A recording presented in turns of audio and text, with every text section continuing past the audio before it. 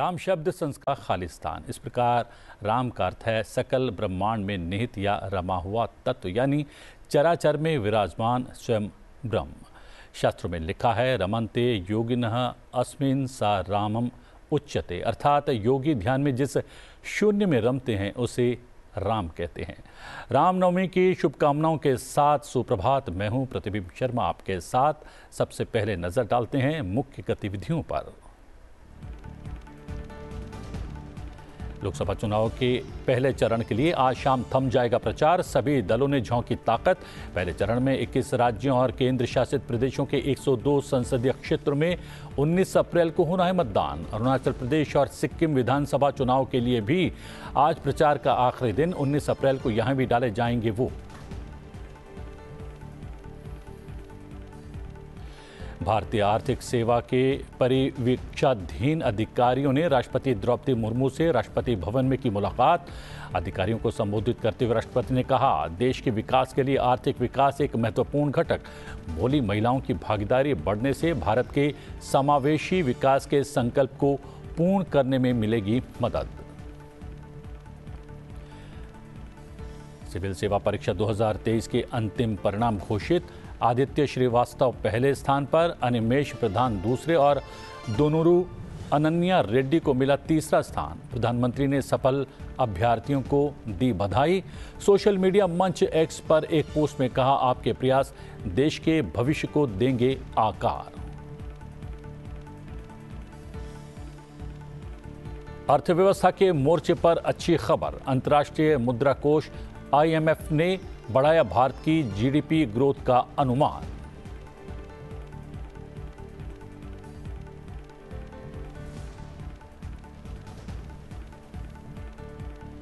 आज देश भर में धूमधाम से मनाया जा रहा है रामनवमी का पर्व। अयोध्या में सज गया है रामलला का दरबार। राम मंदिर में प्राण प्रतिष्ठा के बाद पहली रामनवमी। राष्ट्रपति, उपराष्ट्रपति और प्रधानमंत्री ने देशवासियों को दी शुभकामनाएं।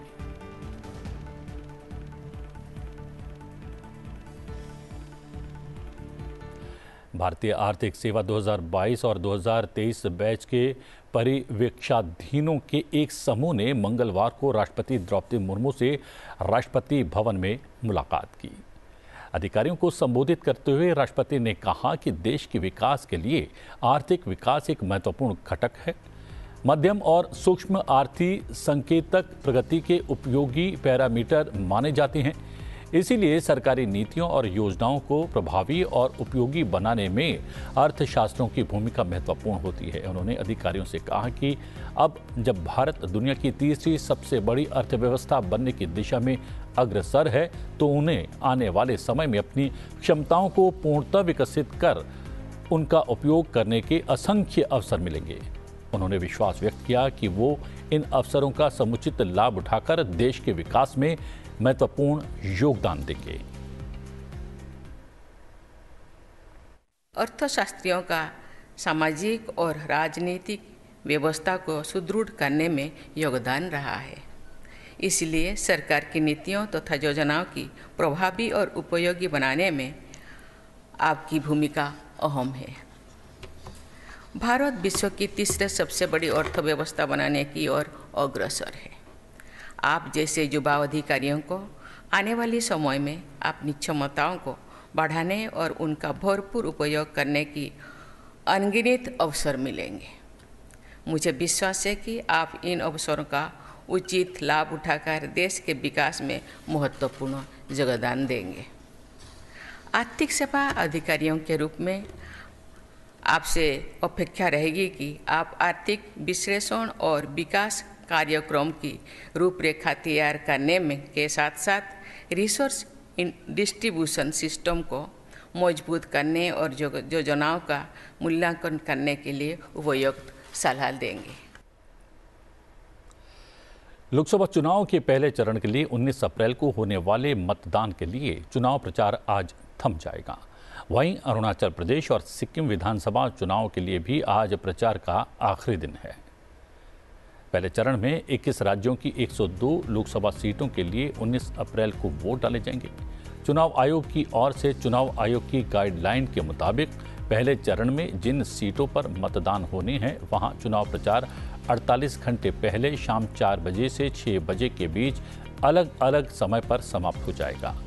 पहले चरण में जिन 21 राज्यों में वोट डाले जाएंगे उनमें बिहार, उत्तर प्रदेश, मध्य प्रदेश, उत्तराखंड, पश्चिम बंगाल, छत्तीसगढ़ राज्यों की सीटें शामिल हैं। इस चरण में उत्तर प्रदेश की 8, बिहार की 4, पश्चिम बंगाल की 3, राजस्थान की 12, मध्य प्रदेश की 6, उत्तराखंड की 5, महाराष्ट्र की 5, तमिलनाडु की 39 और असम की 4, मेघालय की 2, मणिपुर की 2, छत्तीसगढ़ की 1 और अरुणाचल प्रदेश की 2 और मिजोरम की 1 सीट शामिल है। हम आपको बता दें कि नागालैंड की 1, सिक्किम की 1, त्रिपुरा की 1, अंडमान और निकोबार की 1, जम्मू कश्मीर की 1, लक्षद्वीप की 1, पुडुचेरी की 1 सीट पर भी वोट डाले जाएंगे। हम आपको ये भी बता दें कि इन सभी सीटों पर आज यानी बुधवार शाम को चुनाव प्रचार थम जाएगा।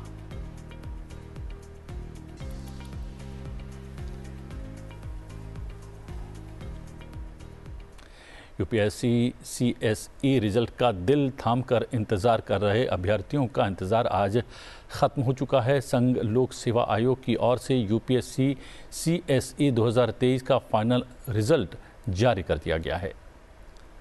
कुल 1016 उम्मीदवारों का चयन किया गया है।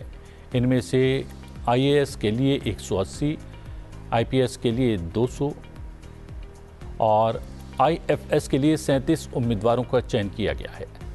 साल 2023 की इस परीक्षा में आदित्य श्रीवास्तव ने ऑल इंडिया रैंक 1 हासिल की है। वहीं दूसरे नंबर पर अनिमेश प्रधान और तीसरे नंबर पर डोनोरू अनन्या रेड्डी रही हैं।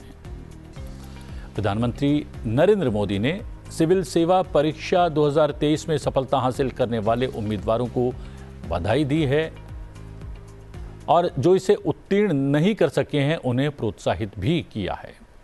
प्रधानमंत्री नरेंद्र मोदी ने सोशल मीडिया प्लेटफॉर्म एक्स पर एक पोस्ट में लिखा, मैं उन सभी को बधाई देता हूं जिन्होंने सिविल सेवा परीक्षा 2023 को सफलतापूर्वक उत्तीर्ण किया है। उनकी कड़ी मेहनत, दृढ़ता और समर्पण रंग लाया है, जिससे सार्वजनिक सेवा में एक आशाजनक करियर की शुरुआत हुई है। उनके प्रयास आने वाले समय में हमारे देश के भविष्य को आकार देंगे। उन्हें मेरी शुभकामनाएं। प्रधानमंत्री ने एक अन्य पोस्ट में लिखा, मैं उन लोगों को बताना चाहता हूं जिन्हें सिविल सेवा परीक्षा में अपेक्षित सफलता नहीं मिली है। असफलताएं कठिन हो सकती हैं, लेकिन याद रखें, ये आपकी यात्रा का अंत नहीं है।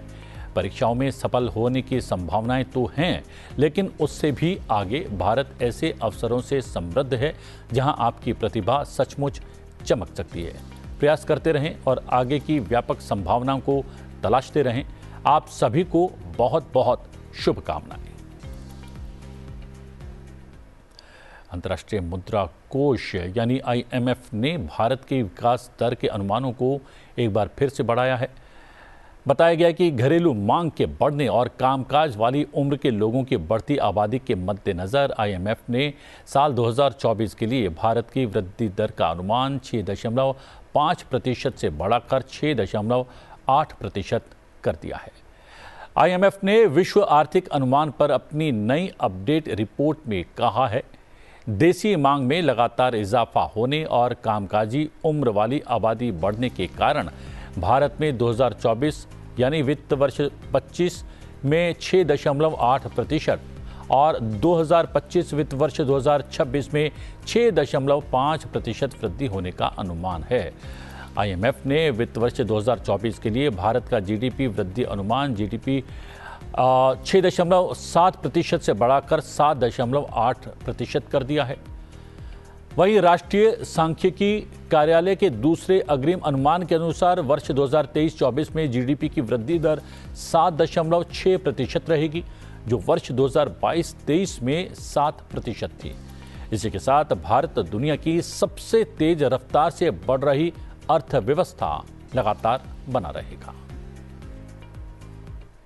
India is one of the strong performers. We had a fairly sharp revision in the fiscal year 23-24, the one that is ending, and that's just ended. And then we have 0.3 percentage point upgrade for fiscal year 24-25. So India is doing quite well. And let me turn to Daniel to answer more specifically. Yes, so we have a moderation in growth from a very high growth rate of 7.8 last year down to 6.8 this year and then 6.5 next year. And this moderation partly reflects the tightening in monetary policy and the tightening in fiscal policy, which is necessary to bring inflation down. We see inflation coming down is in the target range, 4.6 this year, 4.2 next year. There are upside risks to this forecast. There could be further strength in private demand. Also, an upside comes from the potential for reforms that would liberalize foreign investment and really boost exports and boost jobs and labor force participation. So it's a very strong outlook, and there's a balanced risk outlook. भारतीय नौसेना ने एक बार फिर से समुद्र के भीतर अपनी शक्ति का प्रदर्शन किया है। समुद्र में गश्ती के दौरान नौसेना के जवानों ने पश्चिमी अरब सागर में एक संदिग्ध नौका देखी। इसके बाद नौसेना के कमांडोज ने ऑपरेशन चलाकर नौका से 940 किलो प्रतिबंधित ड्रग्स जब्त कर लिया। ऑपरेशन क्रिम्सन बाराकूडा के तहत ये ड्रग जब्त की गई है। इस ऑपरेशन में मार्कोस कमांडोज के साथ ही कंबाइंड टास्क फोर्स के जवान भी शामिल रहे। घटना 13 अप्रैल की है, जिसके बारे में नौसेना ने ये जानकारी साझा की है। नौसेना ने यह भी बताया है कि जब्त की गई प्रतिबंधित ड्रग्स का अंतर्राष्ट्रीय मानकों के अनुरूप निपटारा किया गया। राम और सरयू नदी का निकट का संबंध है। राम अयोध्या में बहने वाली इस पावन नदी में अपने भाइयों के संग नहाया करते हैं। मान्यता यह है कि सरयू में नहाने वालों को कभी नरक में नहीं जाना पड़ता। रामनवमी के पावन अवसर पर बड़ी संख्या में श्रद्धालु सरयू नदी में स्नान करने पहुंचे हैं। तड़के ही श्रद्धालु सरयू के किनारे पहुंचे, सरयू में डुबकी लगाई, भगवान श्री राम का नाम लिया। हम आपको बता दें कि माना यह जाता है कि जो भी सरयू में एक बार डुबकी लगा ले या स्नान कर ले, उसे कभी काल का ग्रास नहीं होना होता, बल्कि वो सीधे भगवत धाम को ही जाता है।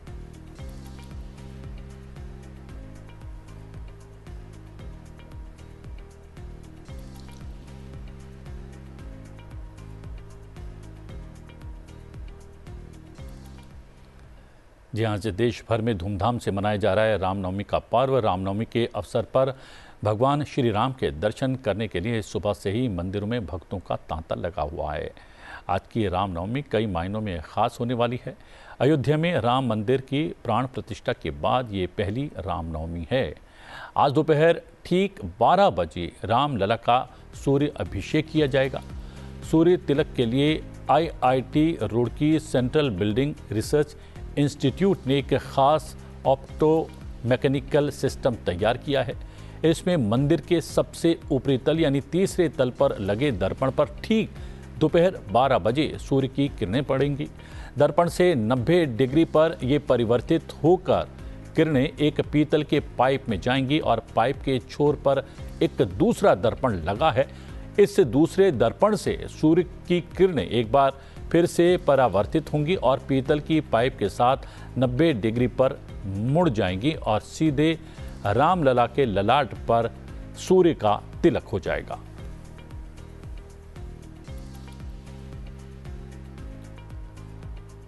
और हम बता दें कि ये अयोध्या के राम मंदिर में प्राण प्रतिष्ठा के बाद पहली रामनवमी है, इसलिए पूरे मंदिर को भव्य रूप दिया गया है, सुंदर ढंग से सजाया गया है और आज विशेष पूजन भी किया जा रहा है।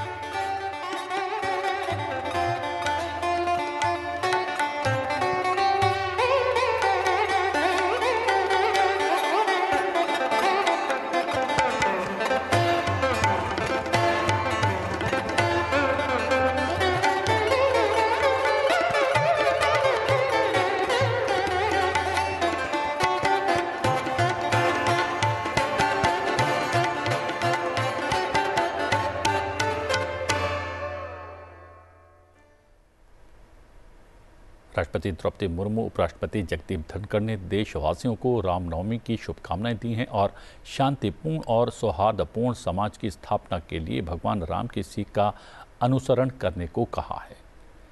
राष्ट्रपति द्रौपदी मुर्मू ने रामनवमी की पूर्व संध्या पर ही सभी देशवासियों को शुभकामनाएं दी। राष्ट्रपति ने एक संदेश में कहा, भगवान श्री राम के अवतरण के शुभ अवसर के सम्मान में मनाया जाने वाला रामनवमी का ये त्यौहार हमें सत्य और धर्म के मार्ग पर चलने का संदेश देता है। मर्यादा पुरुषोत्तम प्रभु श्री राम विनम्रता, धैर्य और पराक्रम का सर्वश्रेष्ठ आदर्श हैं।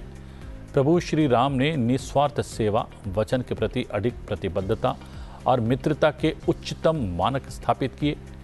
रामनवमी का पर्व हमारे शाश्वत मूल्यों पर मनन करने का अवसर भी है। आइए हम भगवान श्री राम के जीवन मूल्यों को आत्मसात करें और एक ऐसे राष्ट्र के निर्माण का संकल्प लें जहां राम राज्य के अनुरूप प्रत्येक व्यक्ति का जीवन गरिमापूर्ण हो और विकास की धारा सभी के जीवन में प्रवाहित होती रहे।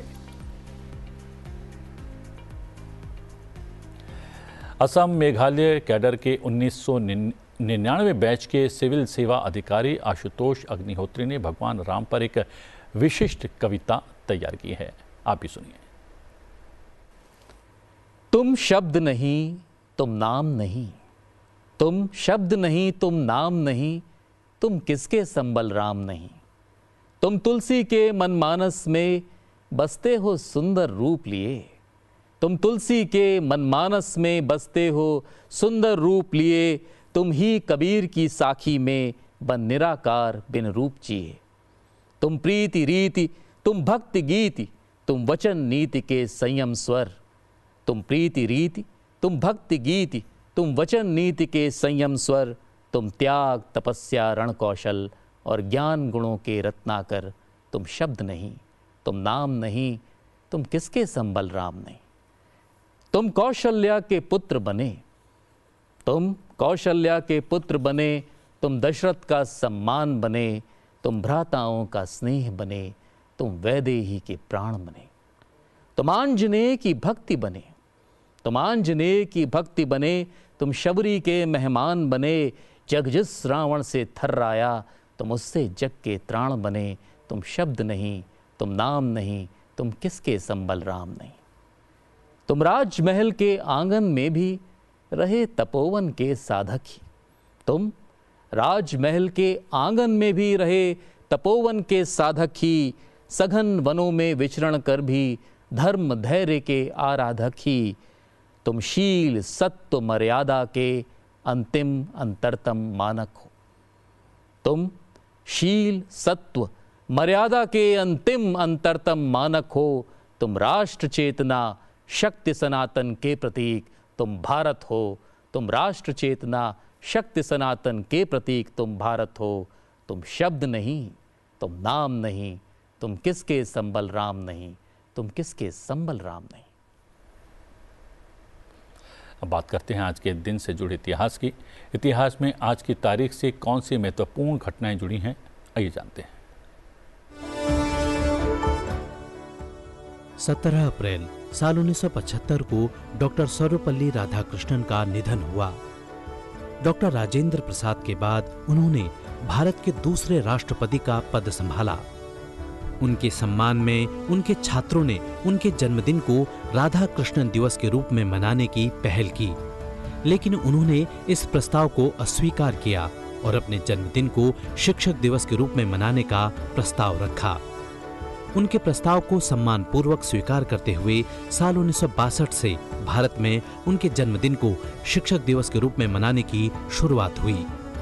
डॉक्टर सर्वपल्ली राधाकृष्णन का जन्म 5 सितंबर साल 1888 में आंध्र प्रदेश के थिरुत्तानी में एक तेलुगु परिवार में हुआ था। शिक्षक दिवस के दिन शैक्षणिक संस्थानों में शिक्षकों के सम्मान में अनेक प्रकार के आयोजन किए जाते हैं। साल 1954 में डॉक्टर सर्वपल्ली राधाकृष्णन को भारत के सर्वोच्च नागरिक सम्मान भारत रत्न से नवाजा गया। जैसे जैसे लोकसभा चुनाव की तारीख करीब आती जा रही है, चुनाव प्रचार भी जोर पकड़ता जा रहा है और जोर पकड़ती जा रही है चुनाव आयोग की मतदान के प्रति जागरूकता बढ़ाने की मुहिम भी। इसी मुहिम के अंतर्गत मेरा पहला वोट देश के लिए गीत जारी किया गया। चलते चलते आपको छोड़े जाते हैं इस गीत के साथ। मुझे दीजिए आज्ञा, लेकिन देखते रहिए सनसद टीवी। नमस्कार। 18 की हूँ, कोई बच्ची नहीं, नई हूँ पर कच्ची नहीं। நீ ஏற்றாலும் ஏற்காட்டியும் பெருசா சாதிக்க வாய்ப்பு இது. நாட்டின் எதிர்காலத்தை எழுத நல் துவக்கம் இது.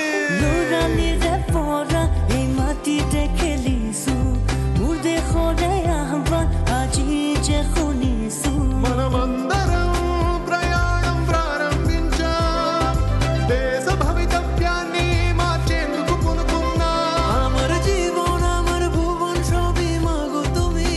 దేశ భవితవ్యాన్ని మార్చేందుకు పూనుకున్నాం.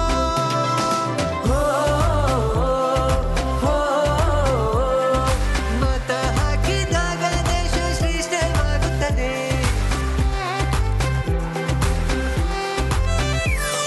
ఈ జీవితం ఈ శరీరం మనసెல்லாம் నింగలుడేదన్ ఇన్నని కరియం రాజ్యం విళిక్కున్ను నేరం పక్కా విచార హే కరుణదాకు సారిదణ ఎండే రాజదిండే దృఢ నిశ్చయంగై నికల్ పయా చుక్కే కదम అసి తకదీరును బదలన్ దేశ దే నికలే అసి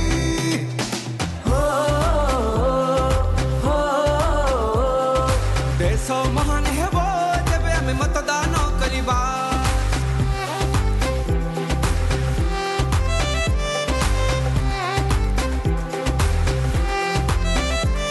क्या तेरा क्या मेरा सब तुझ पे ही वारा. आज मुझको है मेरे देश ने पुकारा. अपनी यारों की खाओ कसम, बदलने भाग्य देश का निकल पड़े हैं हम.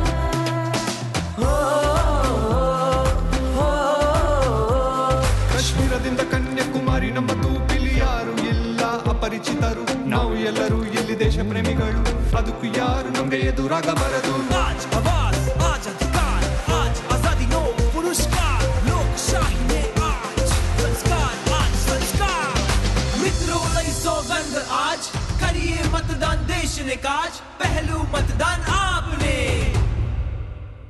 ये जीवन ये तन मन सब कुछ है तुम्हारा. आज मुझको है मेरे देश ने पुकारा.